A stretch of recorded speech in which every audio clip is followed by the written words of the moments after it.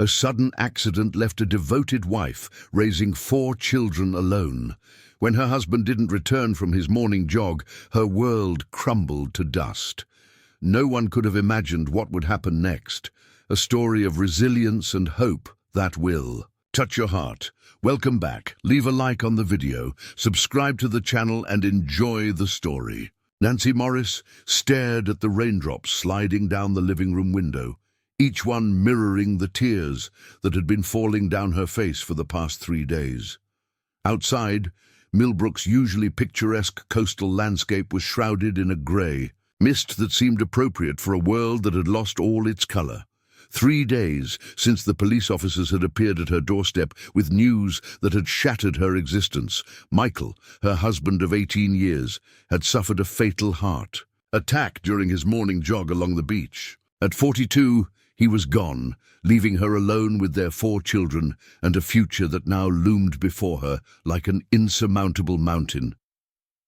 The living room of their modest 2-story home was filled with casseroles and sympathy cards, tangible reminders of the community support that somehow only emphasized the hollow space where Michael should have been. Nancy ran her fingers through her auburn hair, catching sight of her reflection in the window. Her face pale and drawn, green eyes rimmed with red, a woman she barely recognized. At 40, she had never imagined having to be both mother and father to 16-year-old twins Uavid and Timon, 12-year-old Fiona, and 8-year-old Kevin. "Mom?" Kevin's small voice broke through her thoughts as he padded into the room in his Superman pajamas, his dark curls, so like his father's, tousled from sleep. When is Dad coming home? The question, innocent and devastating, had become a daily knife to her heart.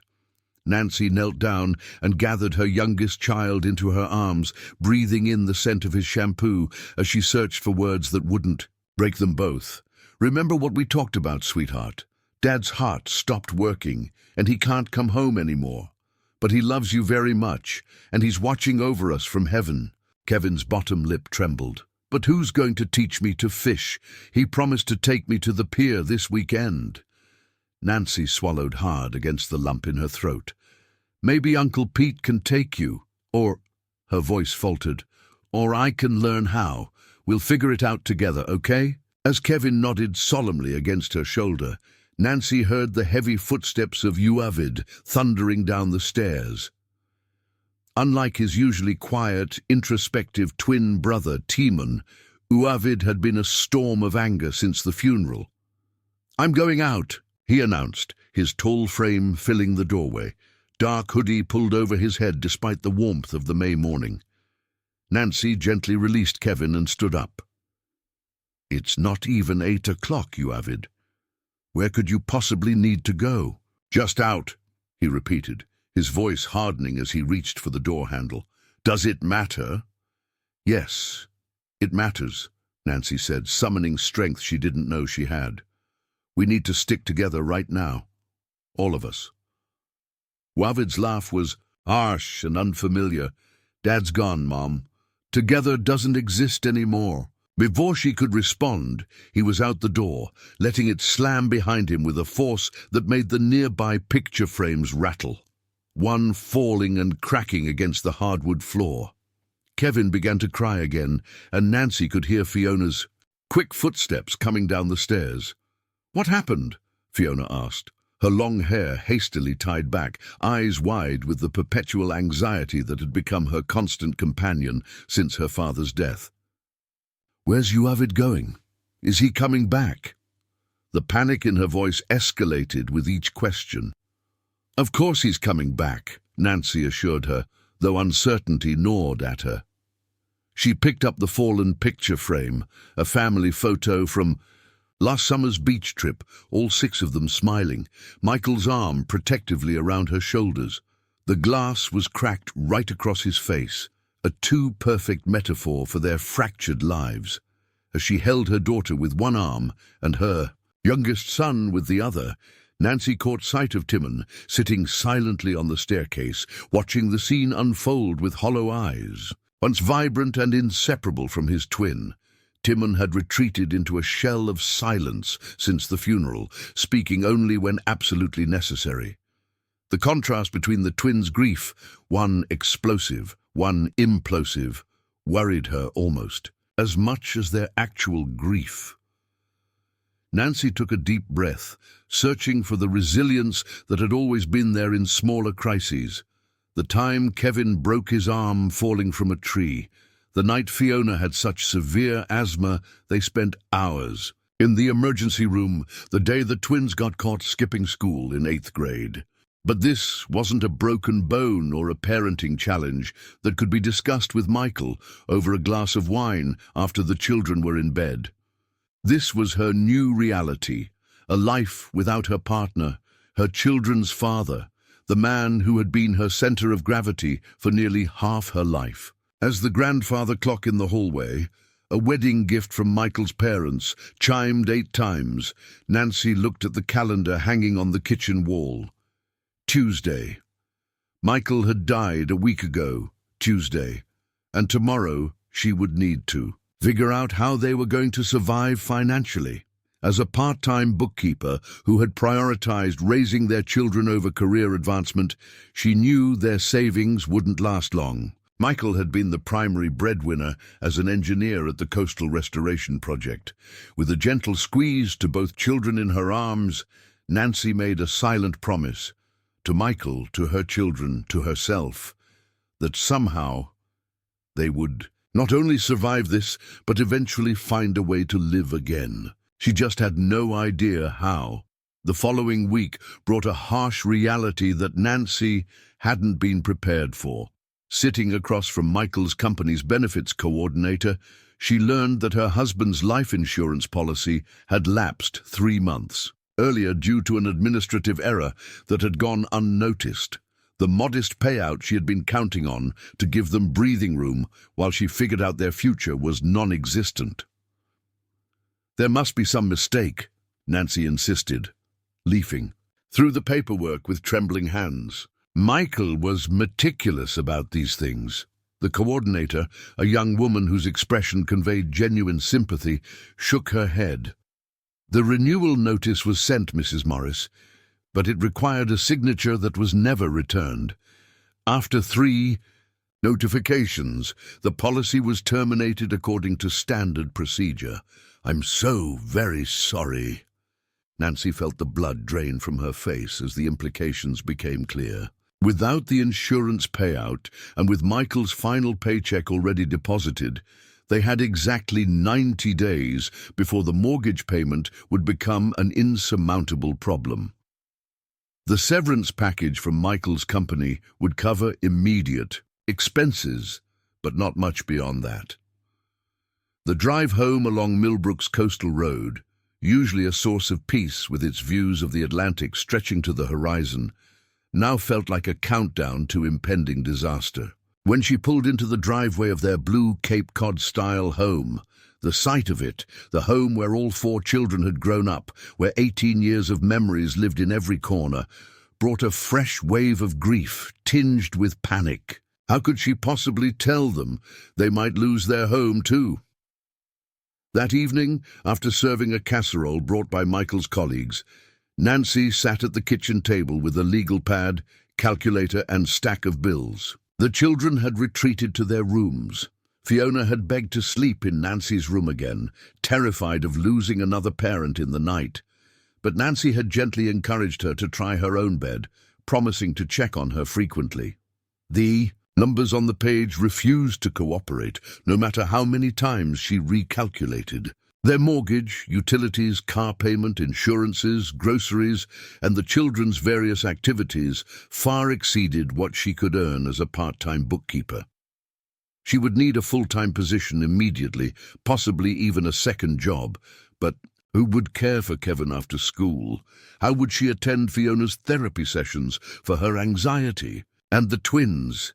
They needed supervision now more than ever, with Uavid's growing rebelliousness and Timon's concerning withdrawal. A soft sound at the kitchen doorway made her look up. Timon stood there in sweatpants and a faded T-shirt that had once been his father's, his lanky frame seeming even thinner than it had been before Michael's death. "You should sleep, Mom," he said, his voice quiet but firm, the most words he'd strung together in days. Nancy smiled wearily. "I will soon, honey, just finishing up some paperwork." Timon didn't leave, but instead moved to the refrigerator, pulled out the milk, and poured 2 glasses. He set one in front of Nancy and took the seat across from her, his eyes, so like Michael's in their thoughtful intensity, taking in the scattered bills. "It's bad, isn't it?" he asked simply. Nancy hesitated, torn between protecting her son and acknowledging the maturity in his perception. "It's challenging," she admitted, "but we'll figure it out." "Dad's insurance didn't come through," Timon said. It wasn't a question. Nancy blinked in surprise. "How did you know about that?" "I heard you on the phone with the bank yesterday." He took a sip of milk, leaving a white mustache that made him momentarily look younger than his 16 years. "I can get a job, after school or weekends." The offer, so earnest and selfless, nearly broke Nancy's carefully maintained composure. "That's not your responsibility, Timon. You're 16. Your job is school, baseball, and being a teenager." "Dad's gone," Timon said, echoing his twins' earlier words, but with a completely different tone, not angry but resolute. "Everything's different now." Nancy reached across the table and squeezed her son's hand. "Yes, everything's different, but we're still a family, and I'm still the parent. We'll make adjustments, but you focusing on school is non-negotiable." Timon didn't argue, but the set of his jaw, another feature inherited from Michael, told Nancy this conversation wasn't over. As he took their empty glasses to the sink, he paused. "Wavid's hurting," he said quietly. "Don't give up on him." "I'd never give up on any of you," Nancy replied, her voice catching. "Never." After Timon returned upstairs, Nancy closed the ledger book with a sigh. Tomorrow would bring the daunting task of job hunting, but tonight she needed sleep. As she checked on each child, Kevin sprawled across his bed, surrounded by toy dinosaurs, Fiona finally asleep with her inhaler clutched in one hand, Wavid's room conspicuously empty again, though it was well past midnight, and Timon reading. By flashlight, Nancy felt the weight of sole responsibility pressing on her shoulders. In her own room, she allowed herself a moment of despair, burying her face in Michael's pillow that still held the faintest trace of his scent. "I don't know how to do this without you," she whispered into the darkness. "I don't know how to be enough for them." The silence that answered her was deafening. If you are enjoying the story, type 5 in the comments and subscribe for more videos like this. If not, type 0. It helps me create even better content for you. Continuing. 2 weeks later, Nancy sat in the small office of the Millbrook Public Library, nervously smoothing her skirt as the head librarian, Veronica Winters, reviewed her application. At 68, Veronica was a Millbrook institution, her silver hair always perfectly coiffed, her posture military straight, her knowledge of both books and town gossip encyclopedic. "Your bookkeeping experience is valuable," Veronica said, peering over reading glasses that hung from a beaded chain. "But I'm curious why someone with your qualifications is interested in a part-time library assistant position." Nancy took a deep breath. "Honestly, I need flexibility and stability right now. My husband passed away last month, and I'm balancing, looking for full-time work with caring for my 4 children. Veronica's expression softened immediately. "Michael Morris, the engineer who had the heart attack. I read about it in the Millbrook Gazette. I'm so sorry, dear." "Thank you," Nancy said, the words feeling as inadequate as they had the hundreds of times she'd spoken them since Michael's death. "The library hours would allow me to be home when my youngest gets out of school, and I could use the time between shelving books to take online accounting courses." Veronica set the application aside and leaned forward, her faded blue eyes surprisingly keen. I raised 3 children on my own after my Harold died in '68. Vietnam, she added by way of explanation. It's a special kind of hell, isn't it? Being both parents at once? The unexpected understanding brought tears to Nancy's eyes. She nodded, not trusting herself to speak. I'm not supposed to make hiring decisions based on personal circumstances, Veronica continued, her tone becoming businesslike again. But I find myself in sudden need of someone who can organize our grant application materials and help modernize our tracking systems. The digital age waits for no one, not even old bookworms like me. She extended her hand across the desk. The job is yours if you want it, Mrs. Morris. We can discuss scheduling details later this week. The relief that flooded through Nancy was so intense that she had to grip the arms of her chair. It wasn't enough. The salary wouldn't cover half of what they needed. But it was a start, a foothold on the mountain she was trying to climb. Thank you, she said, shaking Veronica's hand firmly. I won't let you down. I know you won't, Veronica replied with a knowing smile. Now, tell me about those children of yours. I imagine they're handling things quite differently.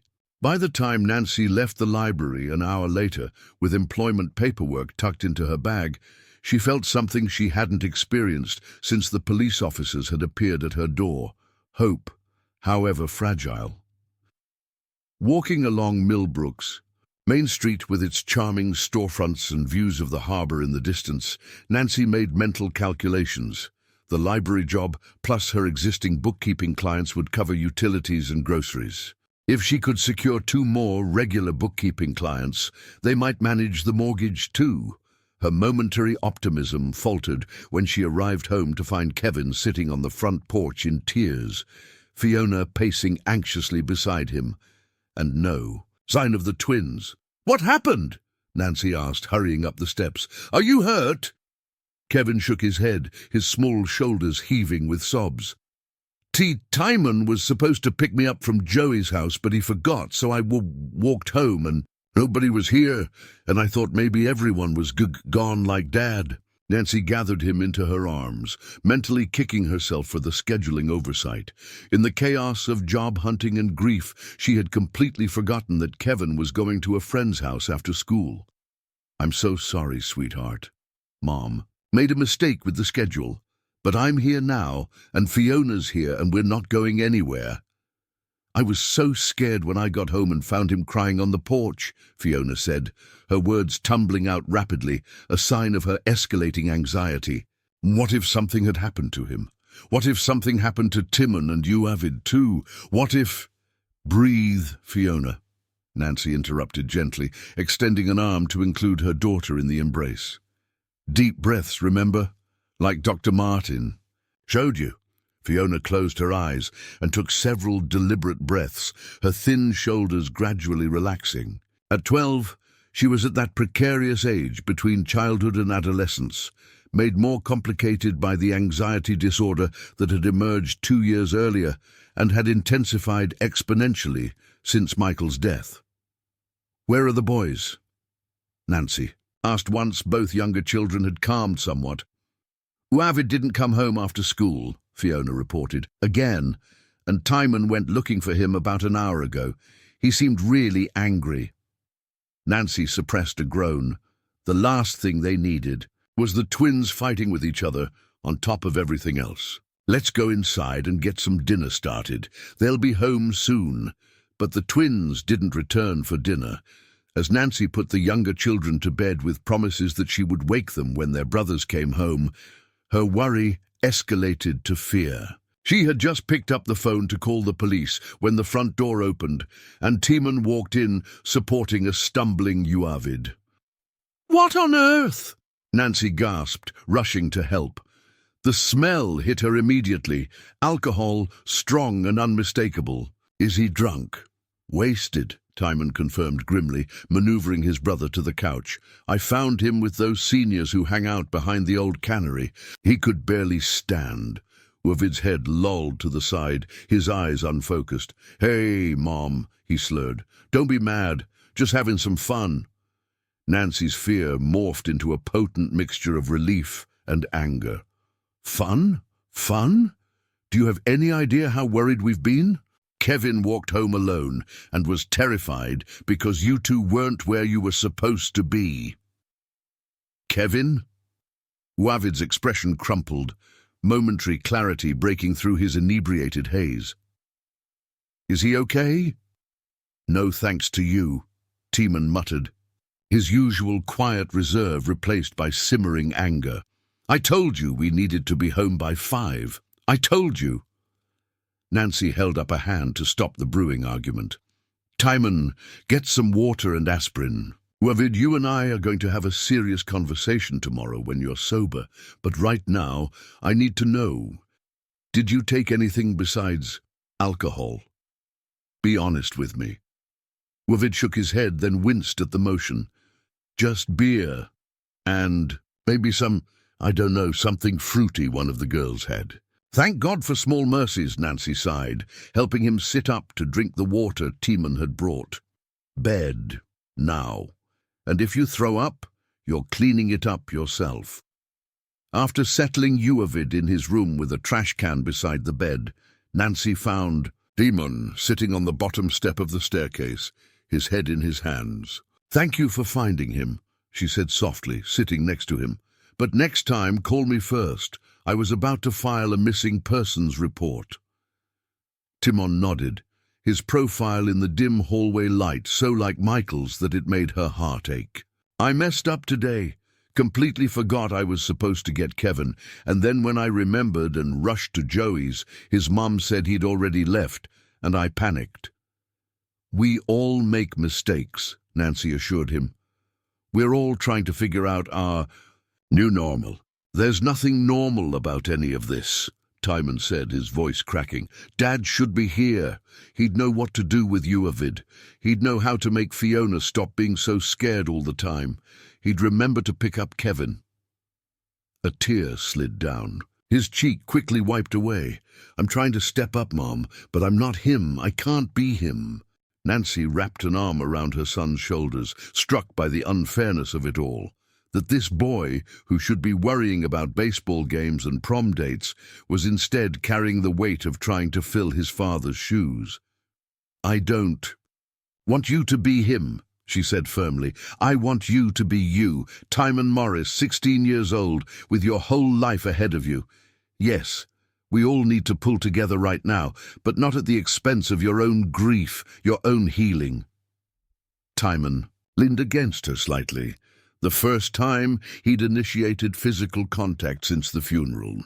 "I'm scared too, Mom," he admitted in a whisper. "Not like Fiona, but what's going to happen to us? I heard you on the phone with the bank again." Nancy hesitated, then decided on honesty. "I got a job at the library today. It's not enough by itself, but it's a start. I'm also applying for full-time positions and looking for more bookkeeping clients. We're going to have to make some changes. Budget cuts, maybe some lifestyle adjustments. But we'll manage." "What if we can't keep the house?" The question hung in the air between them, giving voice to Nancy's own greatest fear. This home, with its creaky third stair and the marks on the kitchen doorframe tracking each child's growth, was more than just a building. It was the physical embodiment of the life they had built together, the place where Michael's presence could still be felt in every room. "Then we'll find another place," she said, trying to infuse her voice with a confidence she didn't feel. "What matters is that we're together, not where we live." Timon didn't look convinced, but he nodded anyway. "I meant what I said about getting a job. The marina is hiring dock hands for the summer. Wouldn't interfere with school." Nancy wanted to refuse, to protect him from having to grow up too fast, but the practical reality of their situation made her hesitate. "Let's talk about it tomorrow, okay? For now, get some sleep." "And Timon?" She caught his hand as he stood to go upstairs. "Thank you for being so strong through all of this." He gave her a sad smile. Not like I have a choice, Mom. None of us do. As Nancy finally climbed into her own bed that night, the day's events played on repeat in her mind. The job offer, Kevin's tears, Uavid's drunken state, Timon's premature shouldering of adult responsibilities, Fiona's escalating anxiety. How could she possibly be enough for all of them when their needs were so different, so overwhelming? She reached for her phone and pulled up the last text message Michael had sent her the morning of his fateful run. Beautiful sunrise this morning. Reminds me how lucky I am to have you and our crazy, wonderful family. Love you always. Clutching the phone to her chest, Nancy finally allowed herself to sob. For the partner she had lost, for the frightened children trying to navigate life without their father, for the uncertain future they all faced. Yet beneath the grief, like a small flame refusing to be extinguished, burned a fierce determination. They would survive this. Somehow, they would find their way through. June brought warmer temperatures to Millbrook and the beginning of tourist season, with visitors flocking to the picturesque coastal town for its beaches, seafood, and charming downtown. For the Morris family, it marked 1 month since Michael's death, a milestone that felt both momentous and meaningless, as 30 days had done nothing to fill the void he'd left behind. Nancy had settled into a fragile routine. Mornings at the library, afternoons doing bookkeeping work at home while supervising Kevin, evenings helping with homework and managing the household. She had secured 2 additional bookkeeping clients, a local restaurant and a gift shop on Main Street, bringing their financial situation from desperate to merely precarious. Timon had gotten the job at the marina, working weekends and 3 evenings a week, his fair skin already turning golden from hours in the sun. The physical labor seemed to be good for him, providing an outlet for his grief and a source of pride as he contributed his paychecks to the family budget. Nancy had tried to refuse, insisting he save for college, but Timon had been adamant, family first. College funds can wait. Fiona's anxiety had plateaued rather than improved, manifesting in constant worry about her mother and siblings' whereabouts, and an obsessive need to text everyone multiple times a day to ensure they were safe. Dr. Martin had suggested increasing her therapy sessions to twice weekly, an expense Nancy couldn't afford, but couldn't bear to decline, not when her daughter's wide eyes filled with panic at the slightest disruption to routine. Kevin had developed a habit of carrying his father's pocket watch everywhere, the one Michael had inherited from his own father and rarely used except on special occasions.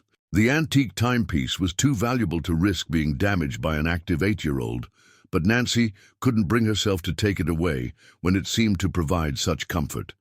Instead, she'd helped him make a special pouch to keep it protected, which he wore on a string around his neck beneath his t-shirts.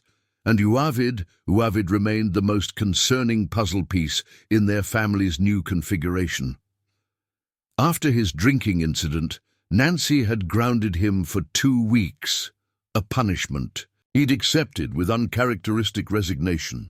But as his restrictions ended, his behavior grew increasingly erratic, alternating between periods of surprising responsibility, helping Kevin with his summer reading, mowing the lawn without being asked, and alarming rebellion, missing curfew, hanging out with seniors known for troublemaking, returning home with the unmistakable smell of cigarettes clinging to his clothes. Today, Nancy had taken a rare day off from both jobs to attend Kevin's end-of-year school program, where he was receiving an award for a story he'd written about his father. The ceremony had been both heartwarming and heartbreaking.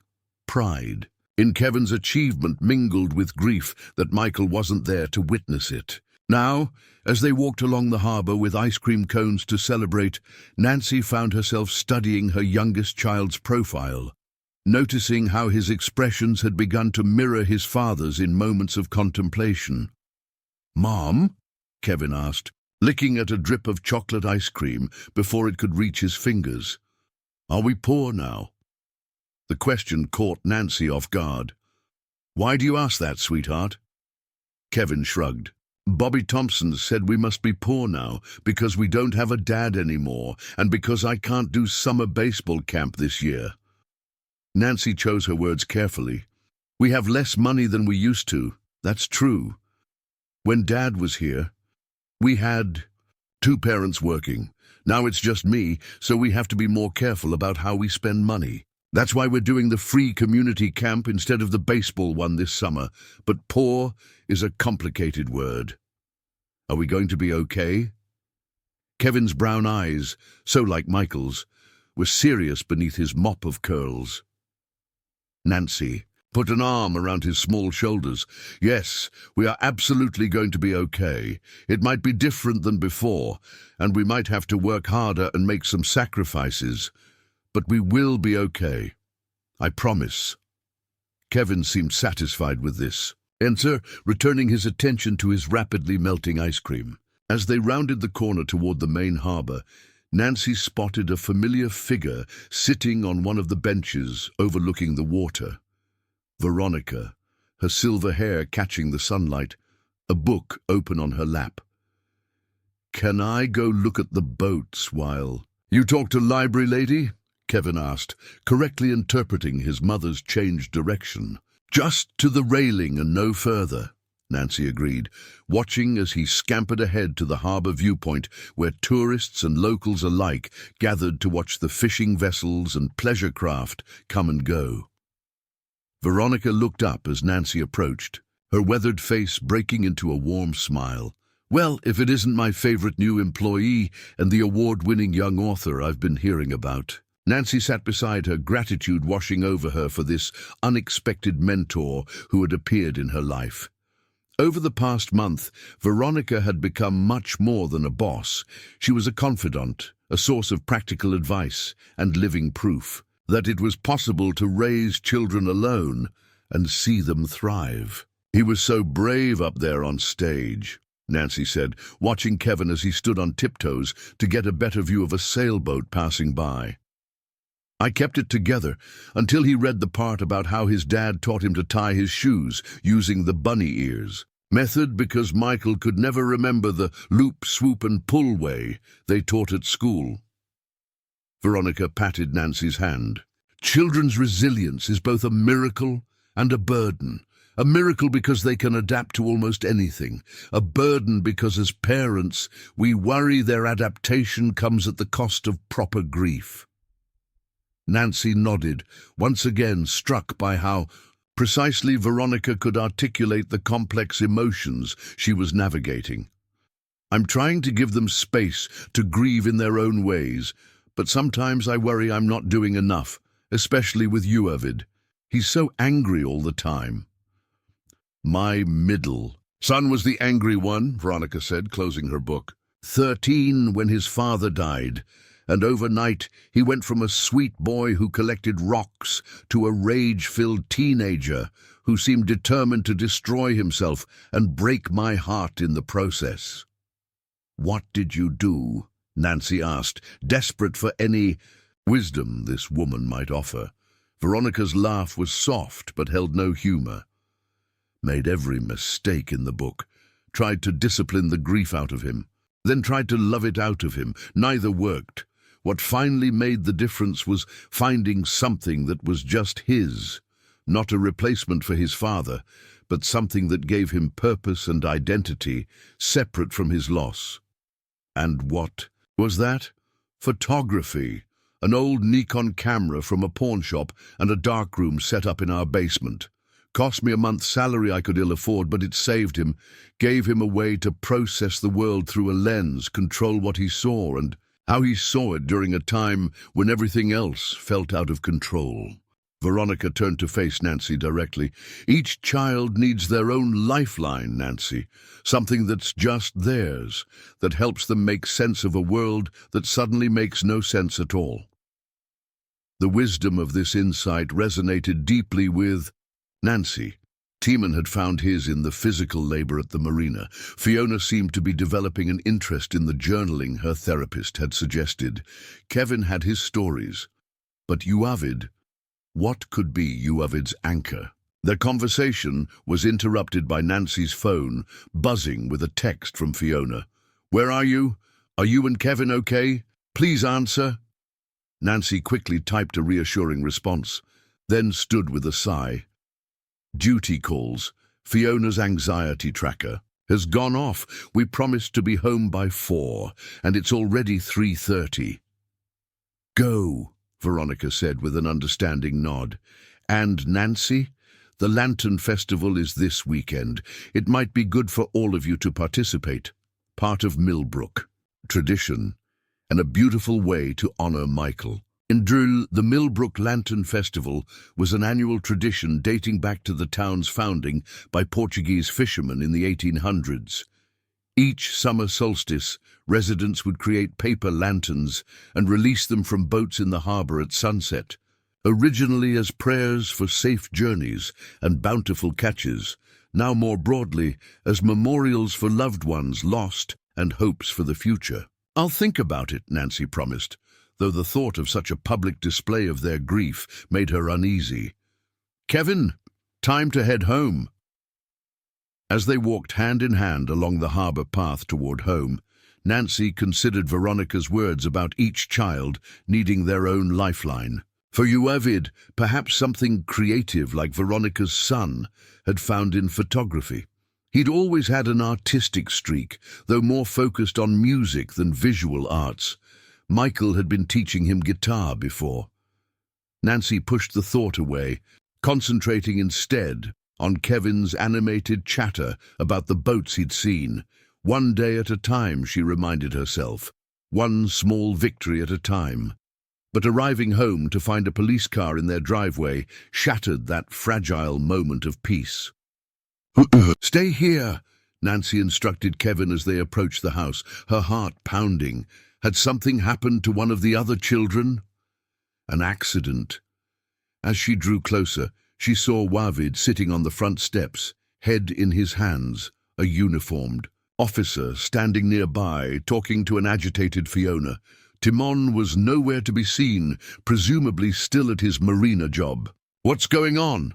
Nancy asked, hurrying up the path with Kevin trailing behind, despite her instruction to wait. The officer, a woman Nancy vaguely recognized from town events, turned with an expression of professional sympathy. "Mrs. Morris, I'm Officer Perez. I'm afraid we caught your son shoplifting at Turner's Pharmacy this afternoon." Nancy felt as though the ground had dropped out from beneath her feet. "Shoplifting? Uavid, what were you thinking?" Uavid didn't look up, his shoulders hunched in either shame or defiance. Nancy couldn't tell which. "I've spoken with Phil Turner," Officer Perez continued. "Given the circumstances and the fact that it's a first offense, he's agreed not to press charges if Uavid returns the item and agrees to 40 hours of community service at the store." "Oh, what did he take?" Nancy asked, trying to make sense of this new crisis. Officer Perez hesitated, glancing at Kevin, who was watching the scene with wide, confused eyes. "Perhaps we could discuss that privately." "I took Dad's watch to the pawn shop," Uavid suddenly blurted out, finally looking up with red-rimmed eyes. "The gold one Grandma gave him. And I was trying to steal heartburn medicine to replace what I took from our bathroom cabinet to sell to kids at school. Happy now? Everyone knows what a screw-up I am." Nancy felt her world tilt sideways for the second time that day. You pawned your father's watch, and you've been selling medicine." The implications were horrifying on multiple levels. The watch had been a family heirloom, passed down from Michael's grandfather, who had survived the Depression with that single valuable possession intact.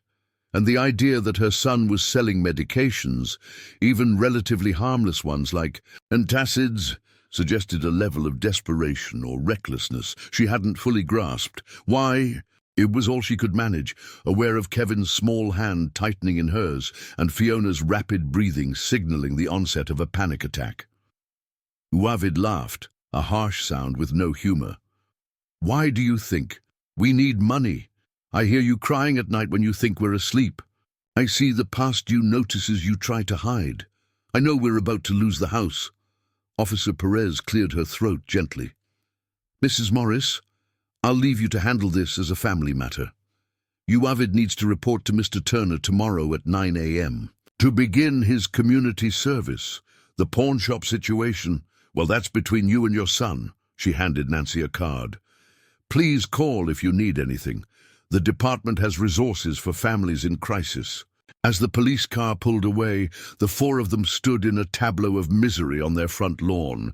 Nancy, struggling to process this new development, Uavid radiating shame and defiance in equal measure, Fiona using her inhaler between gasping breaths, and Kevin clutching his father's pocket watch through his shirt with a newfound protectiveness. "Inside," Nancy finally said, her voice steadier than she felt. "All of you. We need to talk. Can you imagine the fear and desperation that could drive a young boy to take such desperate measures, pawning a treasured family heirloom and attempting to sell medications, all to try and save his family home? What would you do if, confronted with such a situation? Have you or someone you know ever faced financial hardships that led to difficult choices? Please share your thoughts in the comments below." Once inside, Nancy sent Kevin and Fiona to their rooms, promising they would talk later. She needed to address Uavid's actions first, while the raw emotions were still visible on his face. In the kitchen, she gestured for him to sit at the table, where so many family meals and conversations had taken place in happier times. "I'm not going to yell," she began, surprising herself with how calm she sounded despite the storm raging inside her. "But I need you to explain everything, the whole truth." Uavid slumped in his chair, the bravado from outside completely evaporated. "What's to explain? I screwed up. Again, just like always." "That's not an explanation, that's self-pity," Nancy said more sharply than she'd intended. She took a breath, remembering Veronica's words about finding each child's lifeline. "Start with the watch. When did you take it?" "Last week," Uavid admitted, staring at the table. "Dad's birthday was coming up, and I heard you telling Timon. We couldn't pay the mortgage this month. I thought I could help." Nancy closed her eyes briefly, pain lancing through her at the mention of Michael's upcoming birthday. Their first, without him. "And the medication. Some senior guys told me people would pay good money for over-the-counter stuff if they're too young to buy it themselves. I was desperate, okay? I tried getting a real job like Timon, but nobody would hire me because of my grades." He looked up, his eyes swimming with tears. "I just wanted to fix things. Dad would have fixed things." The raw vulnerability in his voice broke through Nancy's initial anger and disappointment, revealing the scared child beneath the rebellious exterior. She reached across the table and took his hand, half expecting him to pull away, relieved. When he didn't. "Listen to me, Uavid. Your father would be heartbroken to see you risking your future this way. Yes, we have financial problems. Yes, I'm worried about the mortgage, but selling family heirlooms and potentially illegal activities are not the solution. We will figure this out together, as a family, the right way." "But there is no right way," Uavid burst out. "Don't you get it? Dad's gone, and he's never coming back, and nothing will ever be right again." The pain in his voice, so raw, so unfiltered, mirrored exactly what Nancy felt in her darkest moments. She moved around the table and, ignoring his initial resistance, pulled him into a hug. After a moment of stiffness, he collapsed against her like he had as a small child, his shoulders shaking with silent sobs. "I know," she whispered into his hair. "I know it feels that way. And it's okay to be angry and scared, but we need to be honest with each other. No more secrets, no more trying to handle things alone. Can you promise me that?" Uavid nodded against her shoulder, and for a brief moment, Nancy felt like she might actually be reaching him. But their moment was interrupted by the front door opening and Timon's voice calling out, "Mom, why was there a police car here? Mrs. Abernathy next door said—" He stopped in the kitchen doorway, taking in the scene before him. What happened? Over the next hour, as the summer sunset painted their kitchen in golden hues, Nancy facilitated the most honest conversation their family had had since Michael's death. With all 4 children gathered around the table, she explained their financial situation in age-appropriate terms, not sugarcoating the reality, but also not allowing the fear to overwhelm the facts. "We have 3 options," she explained, after outlining their current budget shortfall. "First, I could try to find a higher-paying full-time job, but that would mean less time at home and higher childcare costs for Kevin. Second, we could try to modify our mortgage, which I've already started exploring with the bank. Or third, we could sell the house and move to something smaller and more affordable." "No!" Kevin cried, tears immediately welling in his eyes. "This is our house. Dad built my tree house here. I can't lose my room," Fiona whispered, fingers nervously twisting her long hair. "All my safe things are here." Nancy nodded, understanding their attachment. She felt it too. "I know. And selling is absolutely the last resort. But I need you all to understand the reality we're facing. And more importantly, I need us to face it together, with honesty and trust. No more pawning family treasures," she said with a pointed look at Uavid. "No more keeping worries to ourselves." This with a gentle squeeze of Fiona's hand. "No more trying to be the man of the house," directed at Timon. "And no more carrying the weight of adult concerns," she finished, smoothing Kevin's curls. "So, what do we do?" Timon asked, the practical one as always. Nancy took a deep breath. "We make a family financial transparency policy. Starting now, we have weekly family meetings where we review our budget together. Everyone contributes ideas for saving money or earning more. Everyone has a voice." "Even me?" Kevin asked, perking up slightly. "Especially you," Nancy assured him. "You have excellent ideas. What about Dad's watch?" Wavid asked quietly, the shame evident in his hunched shoulders. "The pawn shop wanted $300 to get it back." Nancy felt a pang at the thought of losing Michael's watch, but kept her voice steady.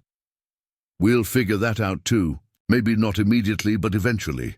What matters more right now is that we're honest with each other going forward." As the conversation continued, with even Fiona hesitantly offering suggestions for budget cuts and Kevin excitedly proposing a lemonade stand, Nancy felt something shift in the family dynamic. A small but significant realignment away from fragmented grief toward collective resilience. They were far from healed, and the financial challenges remained daunting, but for the first time since Michael's death, they were truly functioning as a unit again, each member acknowledged and valued. Later that night, after the younger children were in bed, Nancy found Timon and Uavid sitting on the back porch steps, the tension between them palpable but not explosive as it had been in recent weeks. "I should have asked for help," Uavid was saying as Nancy paused in the doorway, not wanting to interrupt what seemed like an important conversation between the twins. I couldn't stand seeing Mom cry every night." "You should have." "Talk to me," Timon replied, his voice more sad than angry. "We used to tell each other everything." "Yeah, well, that was before. Before Dad died, you mean? Before everything changed. Before you became perfect Timon who handles everything. Right, and I became screw-up Uavid, who can't do anything but make things worse." Timon was quiet for a long moment. "I'm not handling anything right," he finally said, his voice barely audible. "I'm just pretending really hard.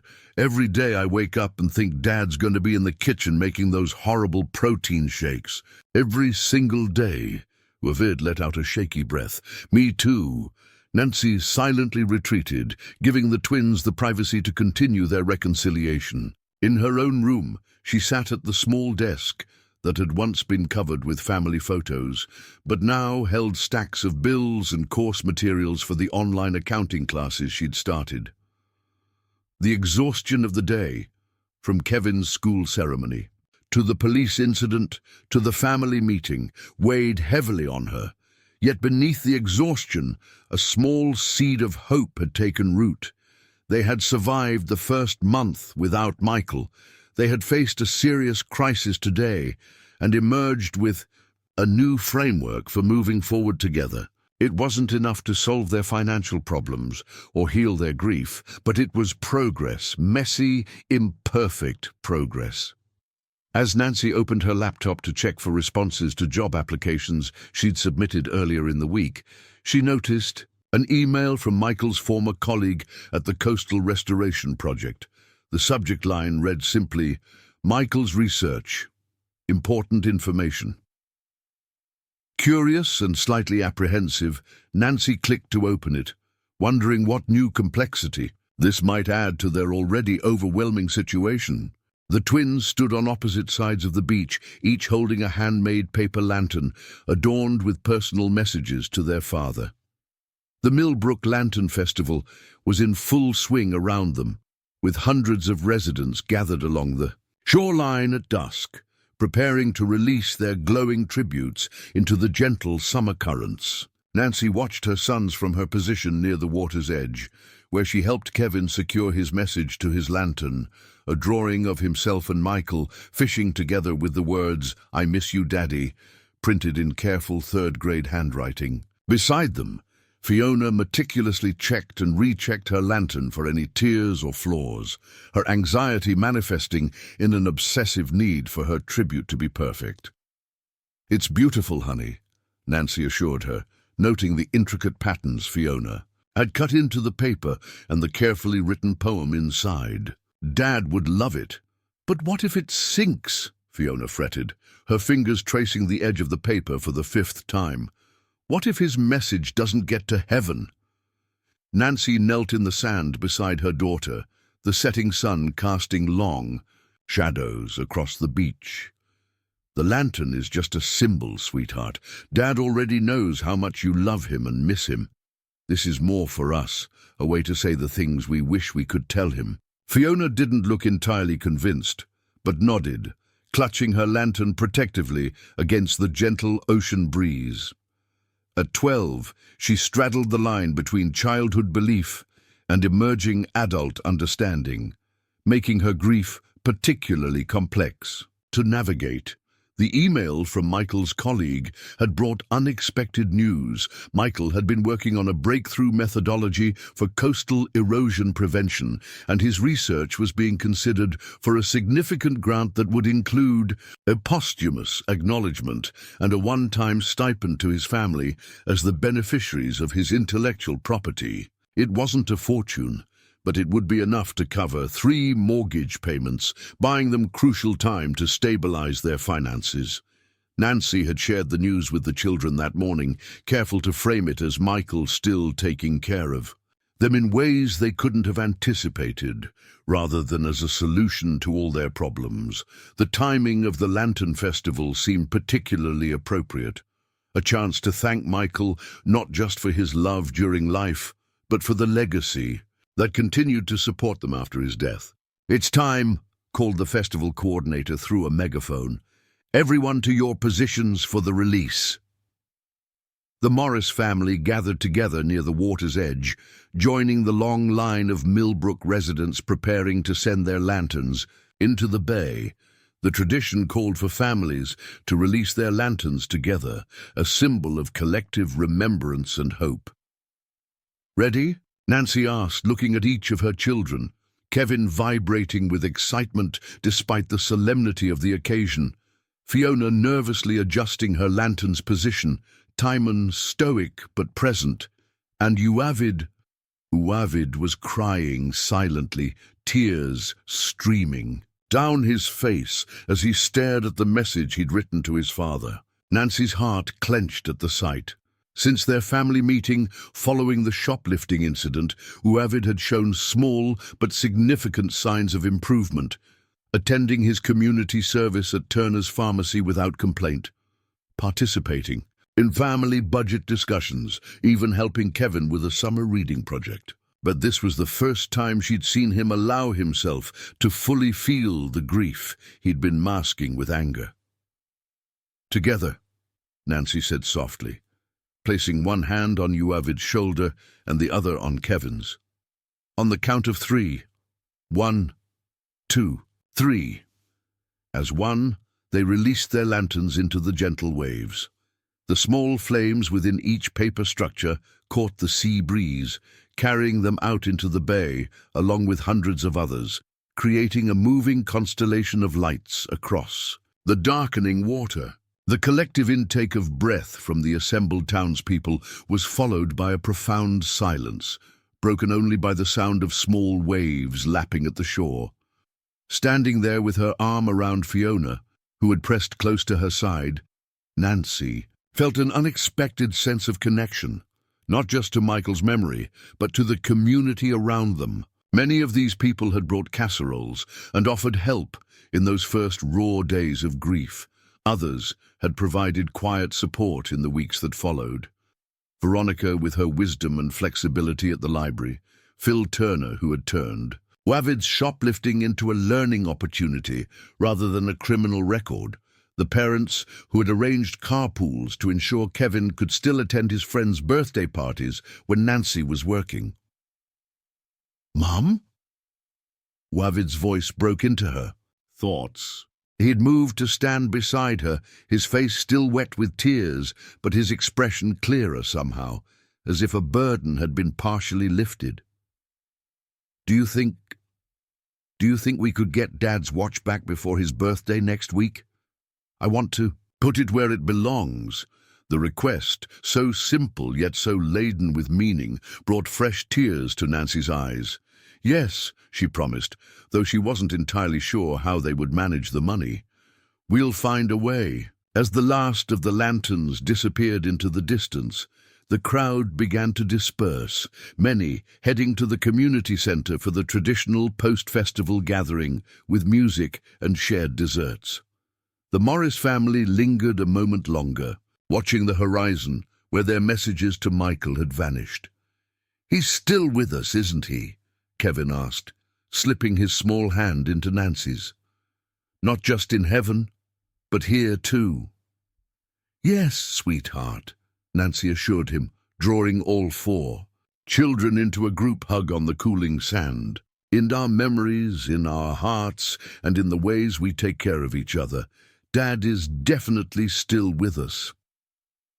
The walk home from the festival was quieter than usual, each family member wrapped in their own thoughts. Nancy found herself between Timon and Yuavid, the twins flanking her like protective sentinels, while Fiona and Kevin skipped slightly ahead, their lantern-making supplies clutched in hand.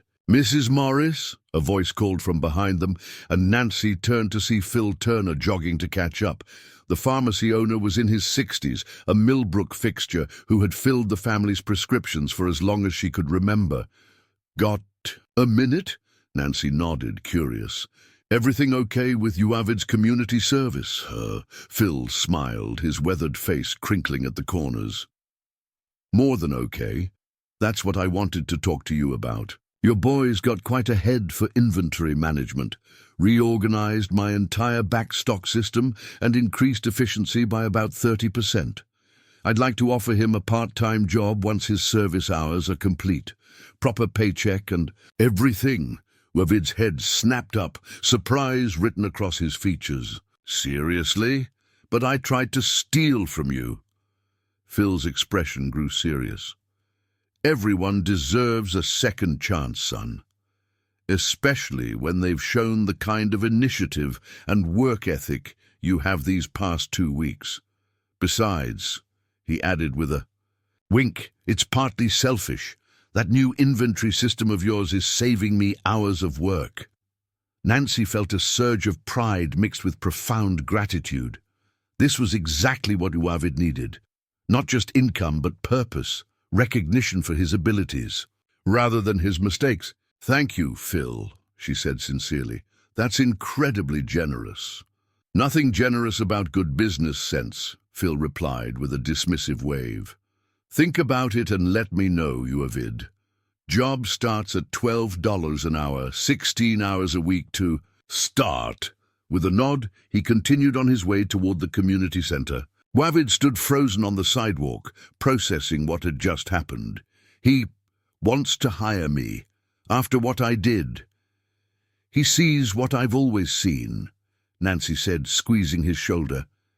A smart, capable young man who made a mistake, but has so much to offer.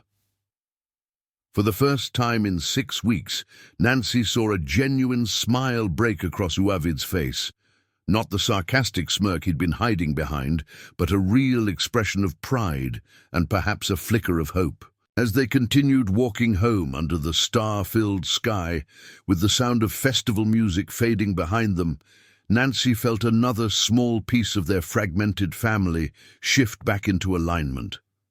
The picture wasn't complete, might never be, without Michael, but it was gradually taking a new shape, one defined by resilience rather than just loss. The following Friday marked Michael's birthday, a day Nancy had been dreading since the moment she'd realized it was approaching. How did one commemorate the birth of someone who was no longer alive to celebrate it? The question had weighed on her all week, her sleep interrupted by competing impulses to mark the day significantly or to treat it as any other in an attempt to minimize the pain. The answer came from an unexpected source. At the day's family breakfast, now a firmly established routine where they reviewed the schedule and any budget updates, Fiona had quietly suggested they each do something that day that reminded them of Michael, then share their experiences that evening over his favorite meal of spaghetti carbonara. It's better than pretending it's not his birthday, she'd explained, fidgeting with her napkin, but maintaining eye contact, a small victory in her ongoing battle with anxiety. Dr. Martin says acknowledgement is healthier than avoidance. Nancy, touched by her daughter's insight, had readily agreed, and now found herself in Michael's favorite spot in Millbrook, the old lighthouse point overlooking the bay, where they had gone on their first date 20 years earlier. The July afternoon was perfect. Warm sunshine, tempered by a cooling ocean breeze, the scent of salt and wild roses filling the air. Sitting on the weathered wooden bench where they had shared their first kiss, Nancy closed her eyes and allowed herself to remember not just the loss, but the love that had preceded it. The shy engineering student who had spilled coffee on her textbook in the university library and insisted on replacing it. The nervous young man who had proposed right here on this bluff with a ring so modest she'd later learned he'd worked 3 jobs to afford it. The devoted father who had never missed a single school event despite his demanding career. "Happy birthday, Michael," she whispered, opening her eyes to gaze out at the horizon. "We're doing our best without you. It's hard, harder than I ever imagined, but we're finding our way." A text message alert broke her reverie. It was from Veronica. "Position opening at the community college for part-time accounting instructor. Former student of mine is on hiring committee. Forwarded your resume. Interview Tuesday if interested. Higher pay than library. Could do both. Think about it." Nancy stared at the message, her heart racing. Teaching had been a dream she'd set aside when the twins were born, planning to revisit it once all the children were in school. But life had intervened. Fiona's anxiety diagnosis, Kevin's early years, the comfortable routine of part-time bookkeeping that had allowed her to be present for school events and family dinners. Michael had always encouraged her to pursue it eventually, convinced she had a gift for explaining complex concepts in accessible ways. "Is this you, Michael?" she wondered aloud, looking up at the cloudless sky. "Nudging me forward?" The thought of adding teaching to her already crowded schedule was daunting, but the increased income would make a significant difference in their financial stability. More importantly, It represented a step toward a future that wasn't solely defined by reaction to loss. A proactive choice rather than another necessary sacrifice. Nancy texted back a simple, "Yes, thank you," then sat a moment longer, gathering her thoughts before heading back to prepare Michael's birthday dinner. As she walked the coastal path toward home, she felt a curious lightness. Not happiness exactly, but perhaps its precursor. A sense that possibilities still existed even in the midst of grief. Arriving home, she found Kevin in the backyard carefully watering the tomato plants Michael had started from seeds before his death. Now flourishing in the summer heat, they were laden with small green fruit, promising a harvest in the coming weeks. "This is my thing for Dad's birthday," Kevin explained, his small face serious as he measured the water carefully according to the instructions Michael had written in his gardening journal. "He said growing food is like magic you can eat, remember?" Nancy smiled, kneeling beside him to examine a particularly robust plant. "I remember. You're doing a wonderful job taking care of his garden." "The tomatoes will be ready for our anniversary," Kevin said matter-of-factly. "Dad always made you that special salad with the basil from here and the fancy oil." The reminder of their upcoming wedding anniversary, another first without Michael, sent a brief pang through Nancy's chest. But it was tempered by Kevin's matter-of-fact acceptance of life's continuation. Children, she was learning, grieved differently than adults, moving in and out of sorrow rather than dwelling continuously in its shadow. Inside, she found Fiona at the kitchen table, carefully stringing beads onto a leather cord. "I'm making a memory bracelet," she explained, holding up her work. "Each bead represents something Dad loved. Blue for the ocean, green for the Red Sox, this wooden one for his workshop." "It's beautiful," Nancy said, genuinely impressed by the thoughtfulness of the project. "Is this what you chose to do for Dad's birthday?" Fiona nodded, selecting a small silver charm from the pile before her. "Dr. Martin suggested physical reminders can help with grief processing.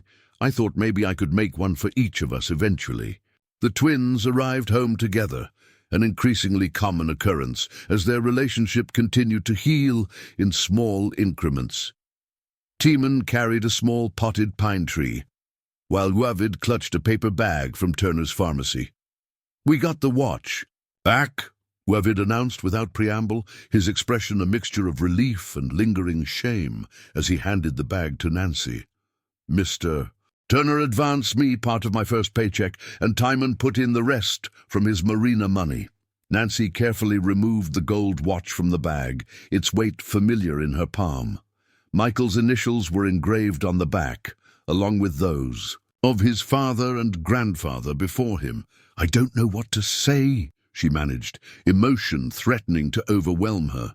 "Say you'll put it in the memory box where it belongs," Timon suggested, setting the small pine tree on the counter. "And that you like our other project. We're going to plant this on Dad's favorite hiking trail, that overlook where we took family pictures last Christmas. The park ranger said it's allowed if we do it properly." The thoughtfulness of both gestures, retrieving the heirloom and planning a living memorial, touched Nancy deeply. "He would love that," she said, sincerely, pulling both boys into a quick hug which, remarkably, neither resisted. "Now who's helping me with this carbonara? You know I never get the sauce right without Dad's supervision." The evening that followed was unlike any they had experienced since Michael's death, as they shared stories about him over his favorite meal. The grief remained present but was balanced by laughter and fond memories in a way that felt like genuine healing. When Kevin solemnly presented Nancy with a tomato plant seedling, he had secretly started, "So you can have one that's just yours, like Dad would want." She felt tears spring to her eyes, not just of sorrow, but of gratitude for the empathetic young man her son was becoming. After the younger children were in bed, Nancy found herself sitting on the back porch with the twins again, the summer night alive with fireflies and distant sounds of boats in the harbor. "I got something for you." Wavid said hesitantly, pulling a small wrapped package from his pocket. For Dad's birthday. Surprised, Nancy unwrapped it to find a simple silver pendant in the shape of a compass. "It's beautiful," she said, running her finger over the detailed engravings. "But my birthday isn't until November." "It's not for your birthday," Wavid explained, unusually articulate as he searched for the right words. "Dad always said you were his true north, the one who kept him on course when work got crazy or when he wasn't sure about a decision. I thought, maybe it could remind you that you're our true north now. Even when I act like a jerk, I'm still following your lead." More than you know, the sentiment, so mature and perceptive from her son, who had been floundering in anger just weeks earlier, broke through Nancy's careful composure. She hugged him tightly, tears flowing freely. "Thank you," she whispered. "I'll treasure it always." As she later prepared for bed, fastening the compass pendant around her neck, Nancy reflected on the day, a birthday celebration without the birthday honoree, yet somehow a pivotal moment in their collective healing. Michael's presence had been palpably felt in each family member's tribute, in the meal they had shared, in the memories they had revisited without being consumed by the pain of his absence. Removing her wedding ring before washing her face, a habit of 18 years, Nancy paused, studying the simple gold band in the bathroom light. For the first time, she didn't immediately slip it back on afterward.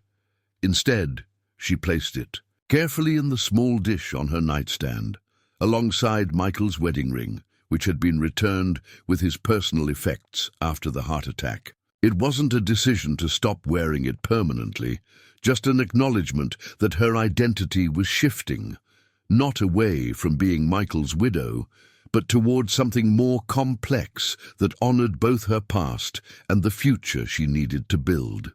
True North, as Wavid had so insightfully described, wasn't a fixed point, but a constant direction, guiding them forward even as they carried Michael's memory with them.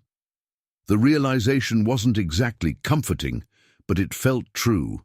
And truth, Nancy was learning, was sometimes better than comfort when it came to rebuilding a life from the fragments grief had left behind. As summer gave way to autumn, the Morris family settled into rhythms that would have been unimaginable in those first dark days after Michael's death.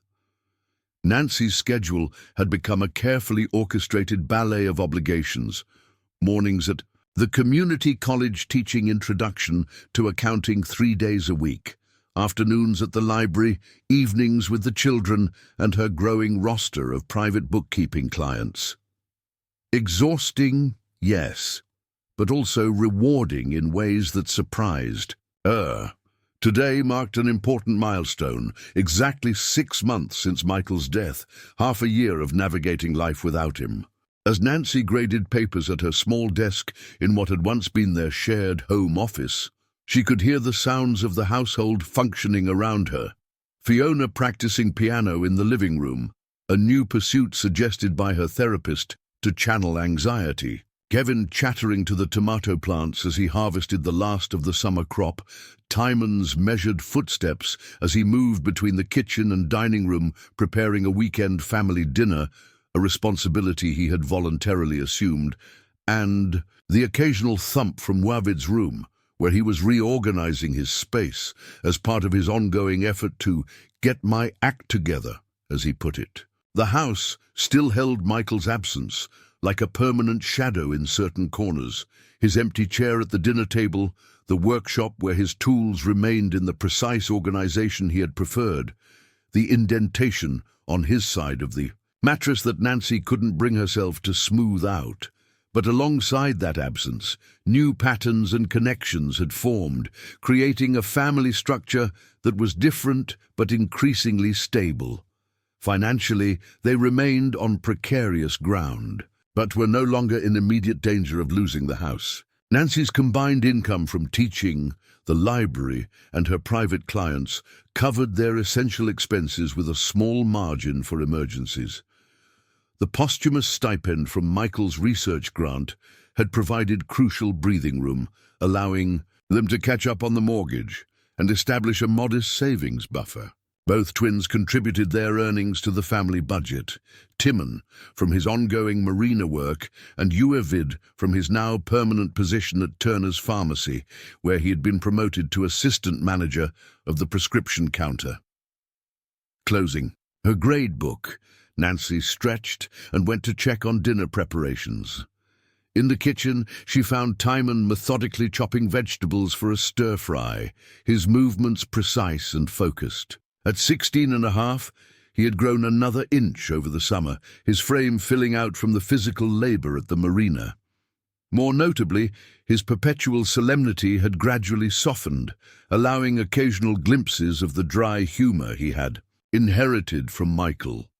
"Need any help?" Nancy offered, leaning against the counter. Timon shook his head. "Got it covered, though if you wanted to make that sesame sauce Dad used to like, that would be good." The casual reference to Michael, without the loaded pause of grief that would have accompanied it months earlier, warmed Nancy's heart. They were learning to incorporate his memory into daily life, rather than treating it as a separate, sacred territory too painful to enter, except on designated occasions. "Coming right up," she agreed, gathering ingredients from the pantry. As they worked side by side in comfortable silence, Nancy felt a surge of gratitude for this thoughtful son who had shouldered so much without complaint. "You know," she said, casually, "I saw some college brochures in your backpack. Anything you want to talk about?" Timon's hands paused briefly over the cutting board. "Just looking," he said, resuming his chopping. "Ms. Lawson said I should start researching engineering programs if I'm interested. My math scores are high enough." Nancy nodded, whisking the sauce ingredients together. Engineering, Michael's field. Not surprising, given Timon's aptitude and interests, but the implication that he was thinking about a future beyond their current situation represented significant progress. "Any particular schools catch your eye?"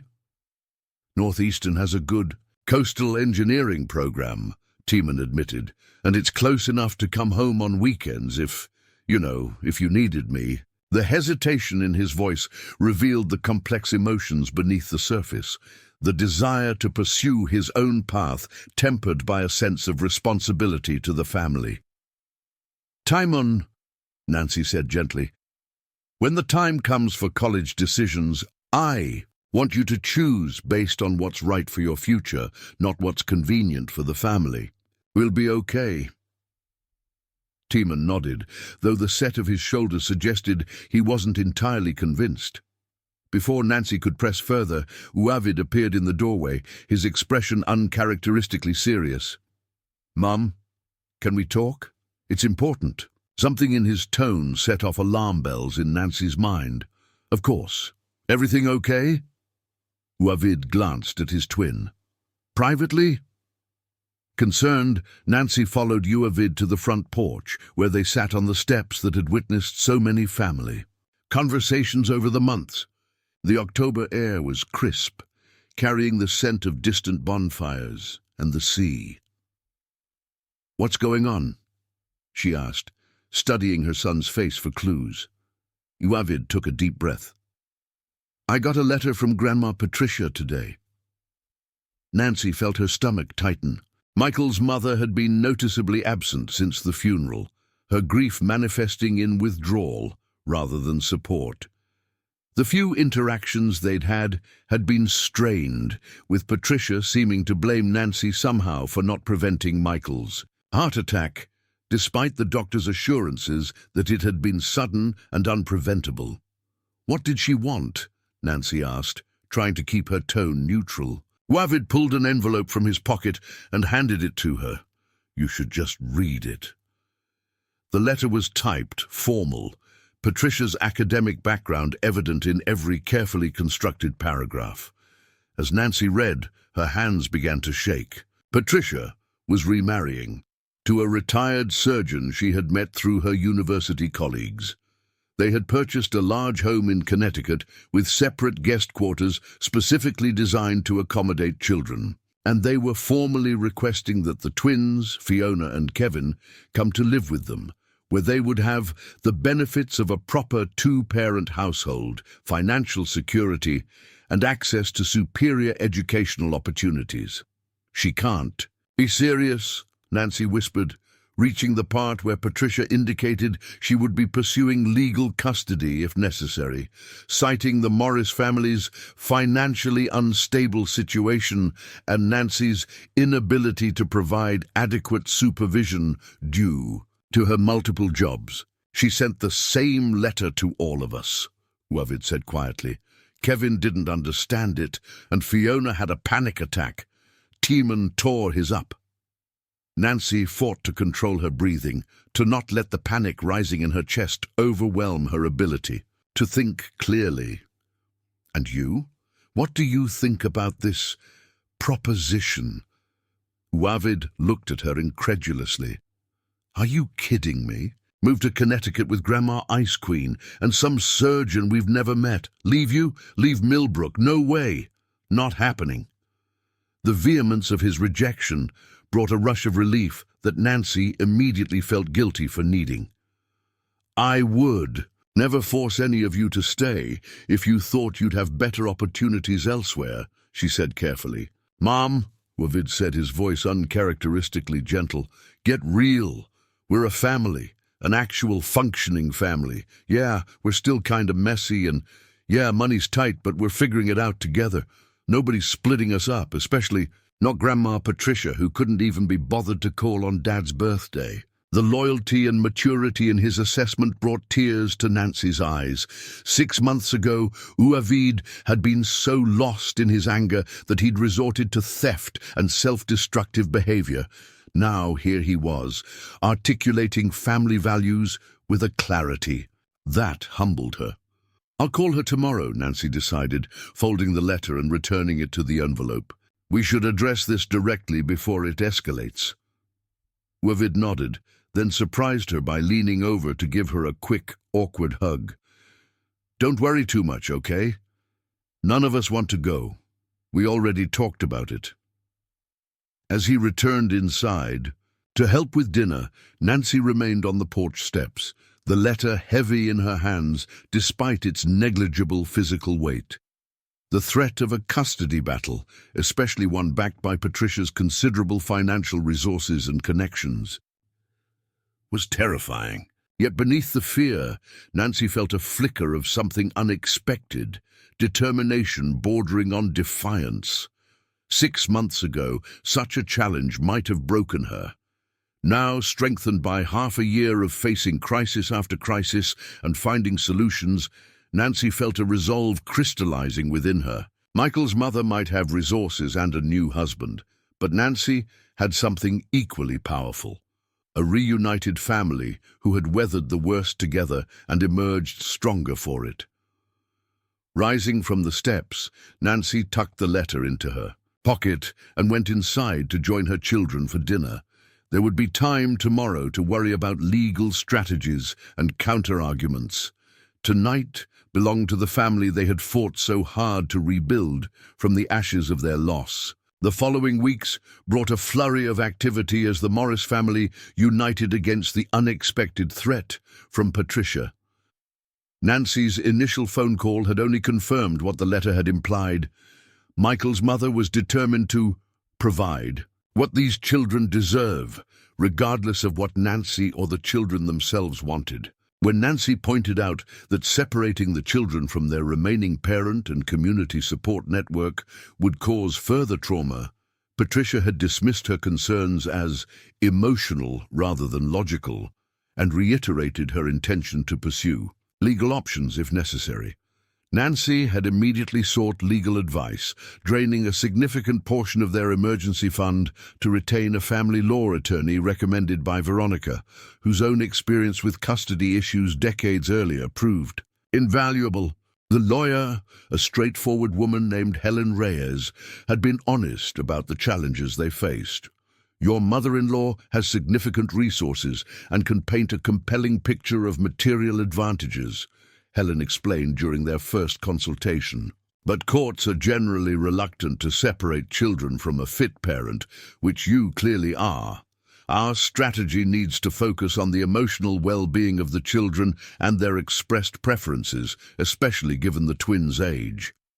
Now, gathered in the living room for what had become a weekly strategy session, the family was collaboratively preparing for the upcoming court date. Patricia had indeed filed for custody, fast-tracking the process through connections Nancy couldn't hope to match. "I've been working on my presentation," Fiona announced, her anxiety temporarily channeled into productive action. At Helen's suggestion, each child was preparing a statement for the judge about why they wanted to remain with their mother. "I talked about how moving would affect my treatment plan with Dr. Martin and how we've created new family traditions that help us remember Dad while still moving forward." Nancy smiled encouragingly, amazed at her daughter's articulation of complex emotional concepts. The custody threat had paradoxically reduced Fiona's anxiety symptoms, giving her a concrete problem to focus on rather than the amorphous fears that usually plagued her. "Kevin and I finished his project too," Tiemann added, pulling out a construction paper book titled My Family Now that he had helped his youngest brother create. Each page featured photographs and Kevin's careful handwriting describing their new family routines: weekend beach cleanups, Thursday budget meetings, Sunday dinner preparations, alongside his childish drawings of happy faces and hearts. "The judge is going to see we belong with Mom," Kevin declared confidently, climbing into Nancy's lap as if to physically demonstrate his preference. Uavid, who had been unusually quiet, finally spoke up. "I found something that might help," he said, pulling a small leather-bound book from his backpack. "It was in Dad's workshop when I was cleaning up in there yesterday. His journal from last year." Nancy felt her breath catch. Michael had always kept journals, a habit from his engineering training where documenting processes and ideas was essential, but she had deliberately avoided reading them after his death, wanting to respect his privacy even in absence. "There's an entry about us in here," Uavid continued, opening to a marked page, "from like 3 months before he died. He talks about how amazing Mom is with all of us, how she's the heart of this family. He specifically says—" Uavid's voice he caught, and he had to clear his throat before continuing. "He says that if anything ever happened to him, he knew we'd be okay, because Mom has a strength that goes beyond physical or financial means, a resilience that holds us all together, even when circumstances try to pull us apart." The room fell silent as Michael's words hung in the air, a posthumous testimony more powerful than any they could have crafted themselves. Nancy felt tears sliding down her cheeks, but they were different from the tears she had shed in those early days of grief. These were tears of connection, of being seen and valued by the partner who had known her best. "Can we show that to the judge?" Kevin asked, breaking the emotional silence. Helen, who had been quietly observing, nodded thoughtfully. "Personal writings can be powerful evidence of parental intent. This could certainly support our case, particularly if—" "Michael ever discussed contingency plans with you, Nancy?" Nancy nodded, memories surfacing. "We had the standard conversations couples have, life insurance, guardianship provisions in our will."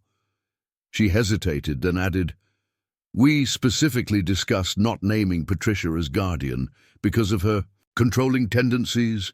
We chose my sister instead, though she's overseas with the diplomatic service now." "That's extremely relevant," Helen confirmed, making notes. "Between this journal, the children's clear preferences, and documentation of the stable home environment you've maintained despite financial challenges, I believe we have a strong case." As the meeting concluded, and Helen departed with promises to file additional motions, Nancy found herself alone with Uavid, who had lingered while the others dispersed to their activities. "Why were you in the workshop?" she asked gently, knowing how all the children had avoided that space, preserving it almost as a shrine to their father. Worvid shrugged, trying for nonchalance but not quite achieving it. Mr. Turner's been teaching me about small engine repair at the pharmacy.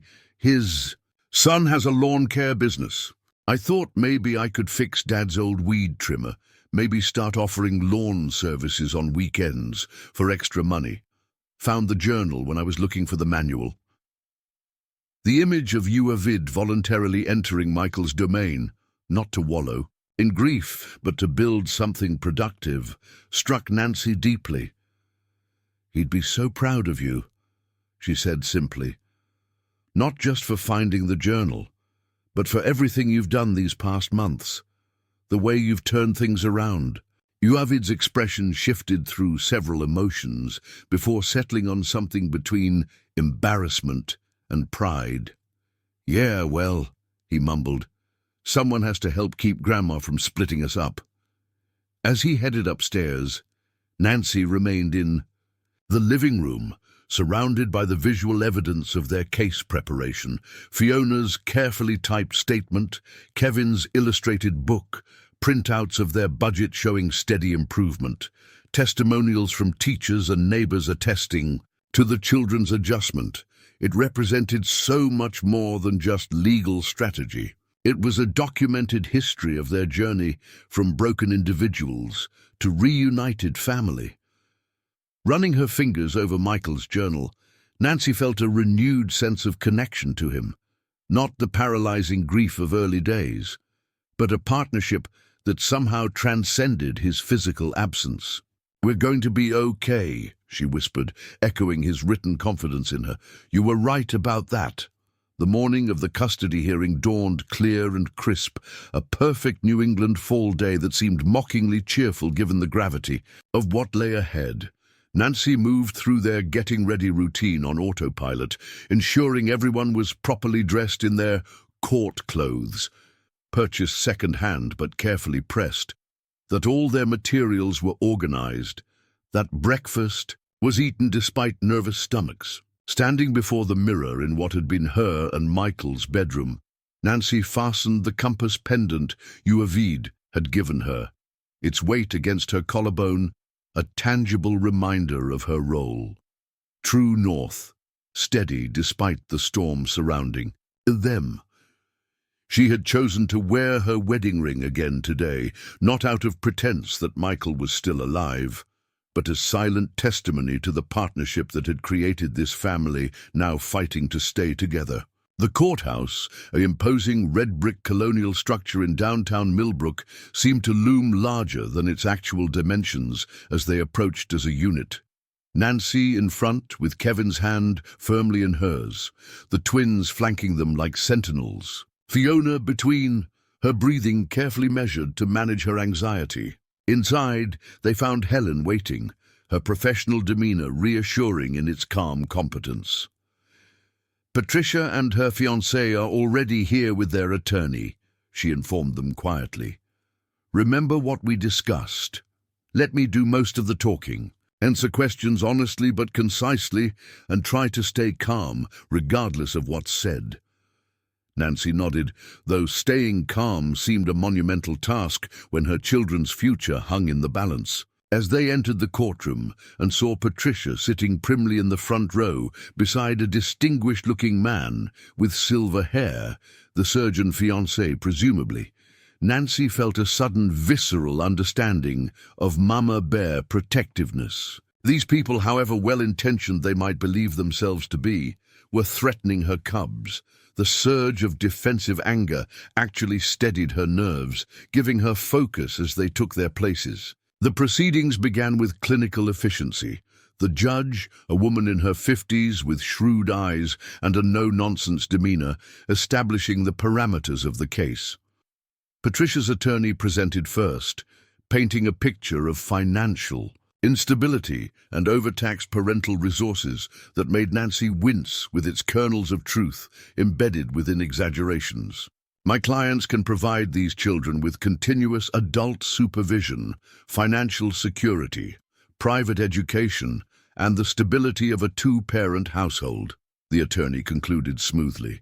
"In these formative years following the trauma of losing their father, They deserve every advantage that can ease their path forward. When Helen rose to present their case, Nancy held her breath, acutely aware of the 4 children beside her trying so hard to maintain the composure they had practiced. "Your Honor," Helen began, "this case is not about material advantages or hypothetical opportunities. It's about the reality of a family that has not just survived, but adapted and strengthened following profound loss. These children are not possessions to be placed in the most advantageous display case. They are resilient human beings who have created alongside their mother a new family dynamic that honors their father's memory while building a sustainable future." As Helen methodically presented their evidence, the improved budget showing financial stability, letters from teachers noting the children's academic consistency despite their loss, documentation of the family's newly established routines and traditions. Nancy watched the judge's expression, searching for clues to her thinking. The neutral judicial mask revealed nothing. When the time came for Michael's journal to be entered into evidence, Nancy felt, rather than saw, Patricia stiffen across the aisle. The court clerk read the relevant passages aloud. Michael's thoughts about Nancy's strength and his confidence in her ability to guide their family through any challenge, filling the austere courtroom. Though Nancy had heard the words before, they struck her anew in this context, a voice from beyond advocating for the very future he had been denied the chance to participate in. "And now," Helen said, shifting approach, "we believe it's important for the court to hear directly from the children themselves, who have prepared statements about their wishes in this matter." "Daddy," the judge nodded, and one by one the children presented their perspectives. Timon spoke of community connections and the Marina mentorship that was shaping his career interests. Uavid described his journey from anger to responsibility, crediting his mother's consistent support even when he was at his worst. Fiona explained with remarkable poise, despite her trembling hands, how the continuity of remaining in their home with their established support network was crucial to managing her anxiety. And Kevin, small but determined, simply held up his handmade book and stated with childish certainty, "We belong with Mom. We're still a real family even without Dad." Throughout their testimonies, Nancy fought to maintain composure, pride in her children's eloquence, warring with fear that it might not be enough against Patricia's resources and the undeniable material advantages she could offer.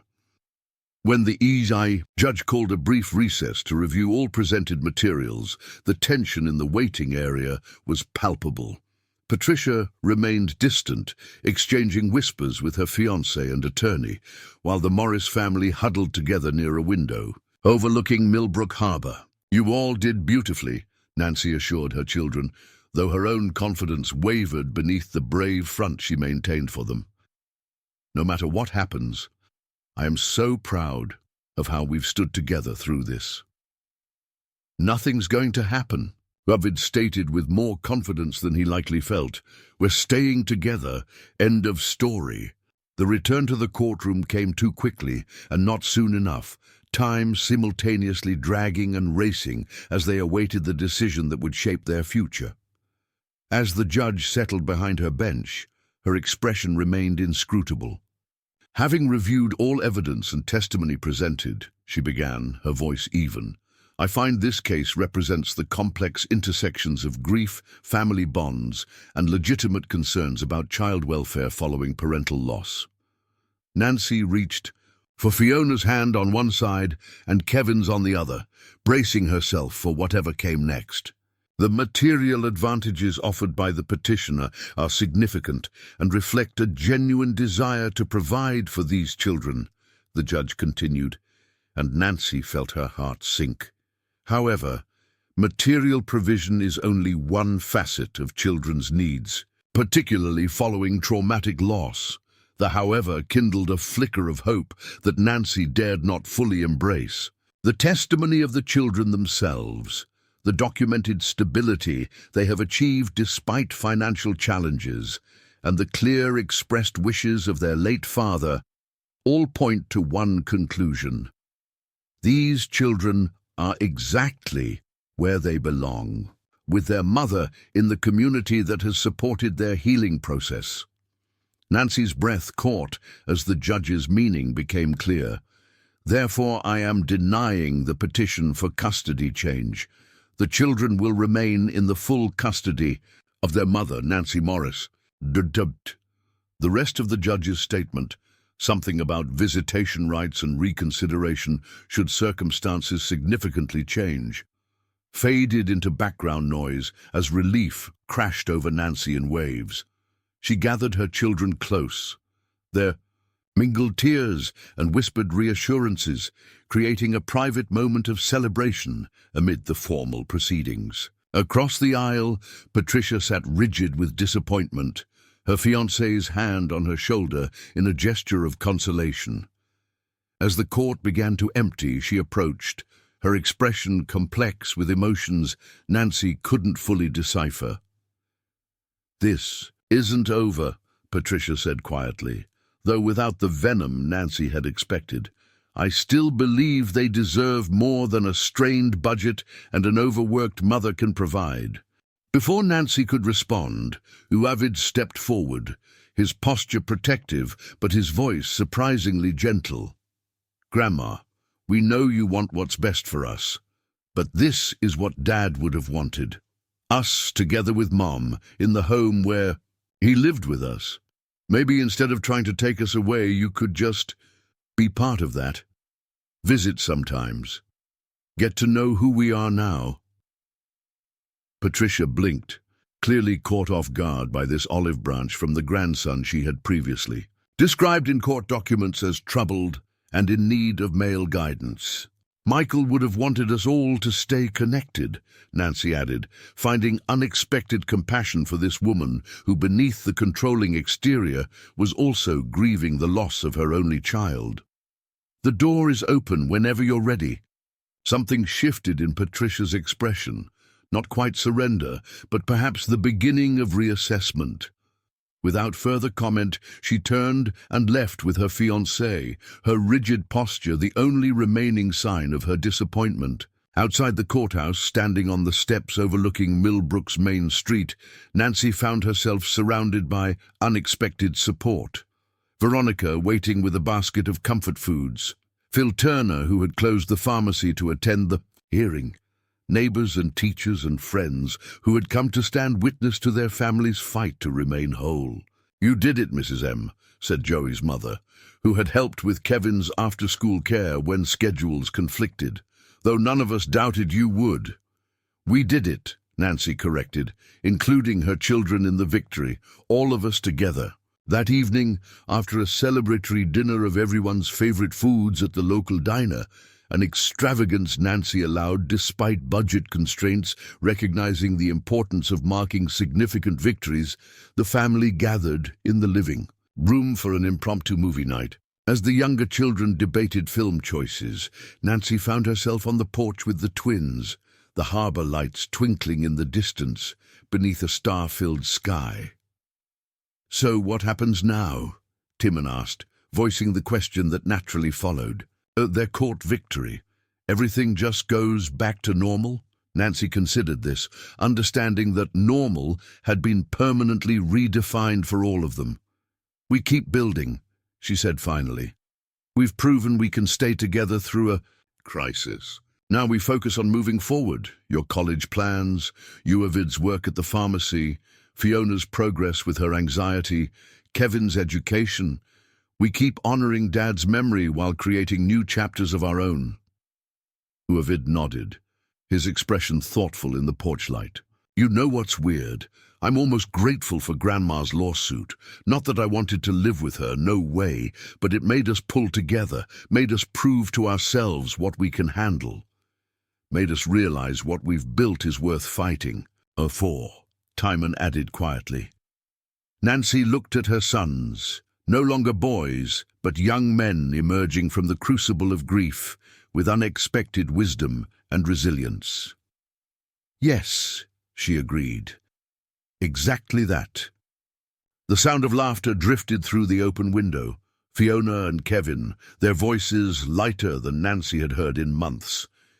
Inside was the home they had fought to preserve.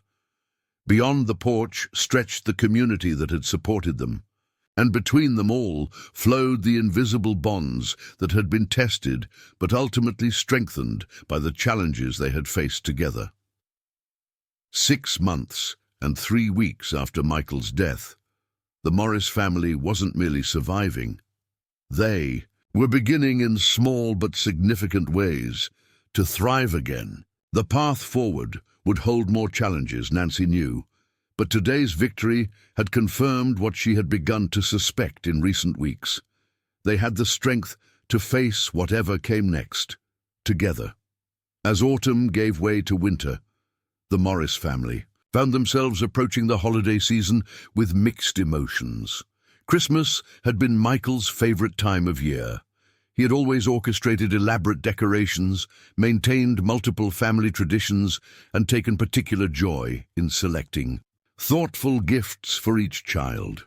His absence would be felt acutely amid the festivities that had once been defined by his enthusiasm. Rather than attempting to replicate past celebrations exactly, Nancy had suggested they each choose one tradition to maintain and one new activity to introduce, a balance of honoring Michael's memory while creating space for their evolving family identity. The approach had been embraced with surprising enthusiasm, turning potential melancholy into purposeful planning. December brought another unexpected development. A letter from Patricia, her first communication since the custody hearing 6 weeks earlier.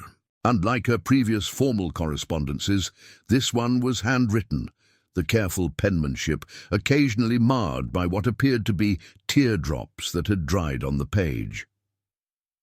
"I've been reflecting on my actions," she wrote, "and realized that grief led me to attempt control rather than offering support. Michael would be disappointed in how I've handled his absence."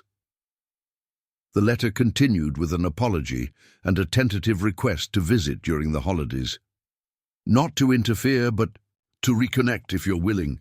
After careful discussion with the children, who exhibited varying degrees of wariness and forgiveness, Nancy had responded with an invitation for Christmas Eve dinner, setting clear boundaries but opening the door to potential reconciliation. The possibility of re-establishing this connection to Michael's family added another layer of both anticipation and apprehension to the approaching holiday. Now, on the evening of December 23rd, Nancy sat at the kitchen table reviewing the family budget, a task that had once filled her with dread, but now brought a measure of satisfaction. The columns of figures told a story of gradual improvement. Her teaching position had been extended to include a spring course. Uavid's promotion at the pharmacy had come with a small raise. A local business owner had hired her to completely overhaul their accounting systems, providing a significant one-time payment that had allowed them to repair the aging furnace before winter's full onset. They weren't wealthy by any definition, but they were stable, a victory that had seemed impossible in those early days after Michael's death. More importantly, they had found a sustainable rhythm, a way of functioning as a family unit that accommodated everyone's needs while building toward future goals. "Mom!" Fiona's voice interrupted Nancy's calculations. Her daughter stood in the doorway, a small gift-wrapped package in her hands. "Can I talk to you?" "Of course, sweetheart," Nancy said, closing the budget ledger. "What's on your mind?" Fiona sat across from her, fidgeting with the ribbon on the package. At 12 and a half, she straddled the line between childhood and adolescence more distinctly than ever. Some days clinging to stuffed animals and children's stories, other days experimenting with nail polish and more mature reading material. "I know we're not doing presents until Christmas morning," Fiona began, "but I wanted to give you this one early, in private." Curious, Nancy accepted the carefully wrapped package. Inside was a small leather-bound journal, its cover embossed with a simple compass design that matched Nancy's pendant. "Open it," Fiona urged, her expression a mixture of nervousness and pride. Nancy turned to the first page, where Fiona's neat handwriting filled the space. "The Morris Family Journey, a record of how we found our way forward." Turning the pages, Nancy discovered a meticulously documented history of the past 7 months. Significant events, challenges overcome, small victories celebrated, all recorded from Fiona's perspective with a maturity that brought tears to Nancy's eyes. "Dr. Martin suggested I keep a journal about my feelings after Dad died," Fiona explained, watching her mother's reaction carefully. "But I realized I was mostly writing about us, about how we were changing and growing and figuring things out together. So I thought maybe it could be a family project now.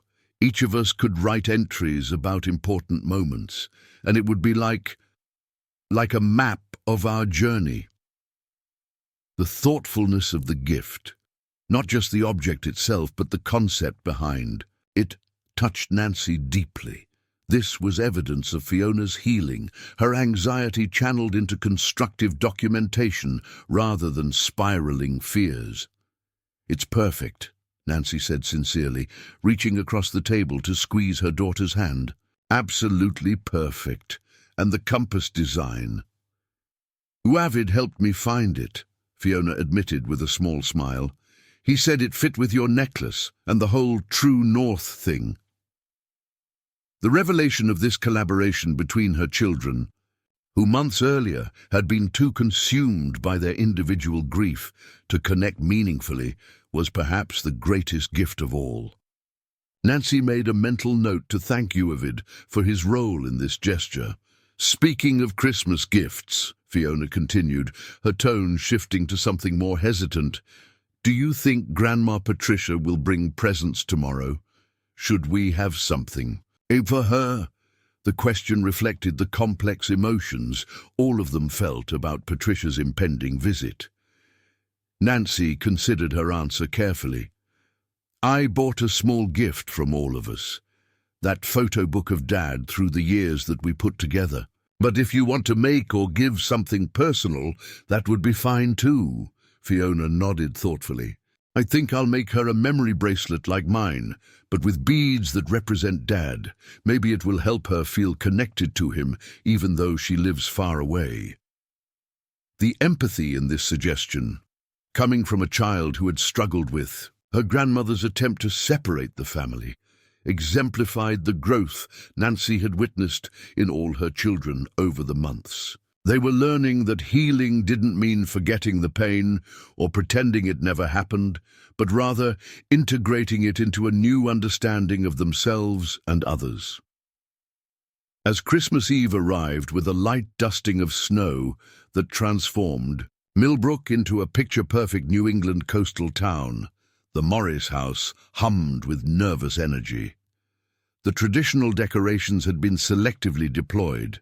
Michael's handmade wooden ornaments on the tree, but arranged among new ones the children had created. The usual pine garlands along the staircase, but intertwined with paper lanterns inspired by the summer festival that had marked a turning point in their healing.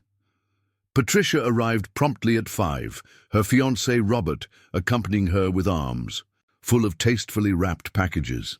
The initial moments were awkward, Patricia clearly uncertain of her welcome despite the invitation, the children polite but reserved, Nancy navigating her role as both hostess and protector of her family's emotional well-being. "The house looks lovely," Patricia offered as Nancy took their coats. "Michael always did love Christmas decorations." "Dad made that Santa on the mantel," Kevin volunteered, breaking the ice in the way only an 8-year-old could. "And we put his special star on top of the tree, but Uavid had to do it because he's tallest now."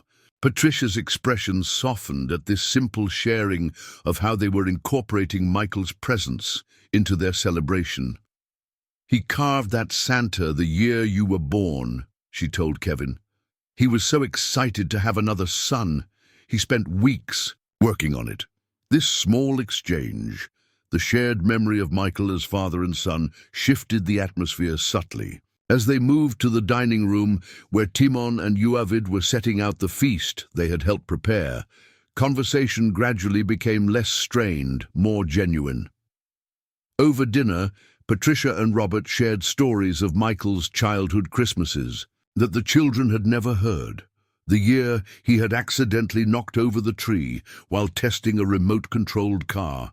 The time he had saved his allowance for months to buy his mother a brooch she still treasured. In return, Nancy and the children offered snapshots of more recent holiday memories, creating a continuum of Michael's life that seemed to comfort everyone at the table. When Fiona presented Patricia with the carefully crafted memory bracelet, after dessert, explaining the significance of each bead, blue for Michael's eyes, green for his favorite fishing spot, silver for his engineering precision, the older woman's composure finally broke. Tears streaming down her face, she fastened the bracelet around her wrist with trembling fingers. "Thank you," she said, looking not just at Fiona but at all of them. "For this, for dinner, for allowing us to be here." Her gaze settled on Nancy. "And I owe you the deepest apology.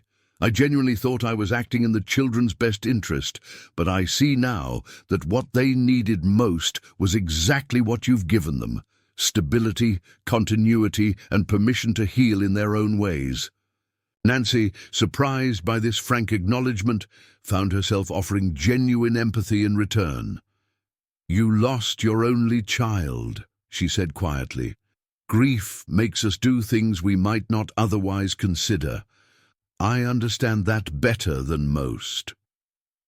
Moment of shared understanding passed between them, two women who had loved Michael in different but equally profound ways, both navigating lives irrevocably altered by his absence. Later, after Patricia and Robert had departed with promises of regular visits and summer invitations to their Connecticut home, the family gathered in the living room for their new Christmas Eve tradition, reading aloud the entries they had each contributed to Fiona's family journey journal. Kevin's childish printing described his pride in growing Dad's tomatoes and learning to ride his bike without training wheels.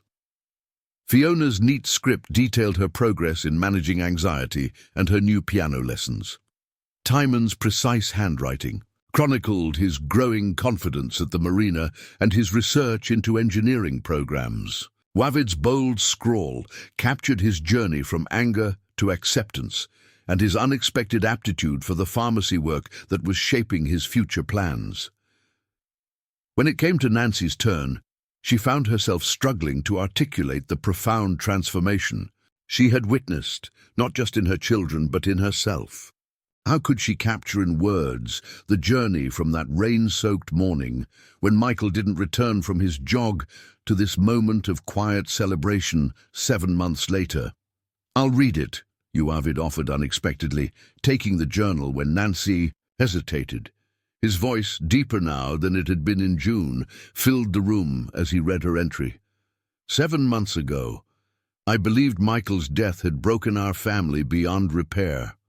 I couldn't imagine how we would survive, let alone find joy again. Tonight, watching my children share memories with Michael's mother, memories that now bring smiles alongside the inevitable tears, I realize we haven't just survived. We've rebuilt ourselves around the space he left. The structure is different, bearing the visible marks of what we've endured. But it's strong. Michael would recognize the blueprints of his love in what we've constructed. And he would be proud, not just of the children he adored, but of the resilience we found together when we had no choice but to be stronger than we believed possible.